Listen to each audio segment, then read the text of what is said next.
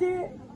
বিষয় হলো আমাদের সবচেয়ে দুঃখের বিষয়, যেহেতু আমরা পুরো সপ্তাহ কাজ করে আমাদের মজুরি দেওয়া হচ্ছে না, এমনকি আমাদের অর্ধেক মজুরি দেওয়া হচ্ছে।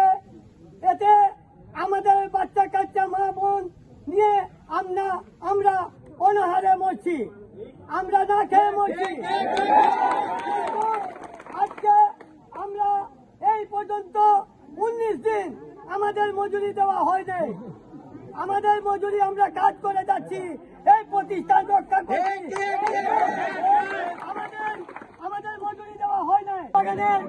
যে আমরা মানববন্ধন করেছি, আমাদের 19 দিনের মজুরি এবং আমাদের পিএফ টাকা জমা না হওয়া পর্যন্ত, আমাদের বোনাস টাকা পূজা না দেওয়া পর্যন্ত আমরা এই কর্মবিরতি আমরা চালিয়ে যাব।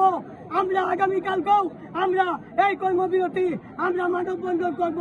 এই বলে আজকে এই আমাদের সমাপ্ত ঘোষণা করলাম। এই পূজা আছে, দুর্গা পূজা। এই দুর্গা পূজার সময় এই মা বোনেরা আশাবাদী হয়ে আছেন যে ওনারা এই বোনাস পেলে, আমাদের চা শ্রমিকের একটা প্রতি বছরে বোনাস থাকে, এই বোনাস থেকে যদি সবাই বঞ্চিত হয় তাহলে মাননীয় প্রধান উপদেষ্টা আমরা চা শ্রমিক কিভাবে চলবে, কিভাবে পূজা পাস করবে, কিভাবে বাচ্চা কাচ্চাকে লেখাপড়া করাবে, কিভাবে বাচ্চা কাচ্চার কাপড় লাতা দিবে। আজ 19 দিন আমাদের পেমেন্ট বন্ধ। এর মধ্যে আমরা কিভাবে কাজ করব?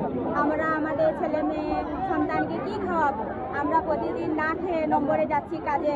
আমরা কাজে গিয়ে যদি আমাদের মাথা কান ঘুরিয়ে আমরা যদি পড়ে যাই, তারও কোনো ব্যবস্থা নাই। এর মধ্যে চিকিৎসার ব্যবস্থা নাই, খাবারের তো নাই, চিকিৎসারও ব্যবস্থা নাই। আমরা কিভাবে কাজ করব? আমাদের যে পাওনা টাকাগুলা আমাদেরকে তারা দিয়ে দেবে। লড়াই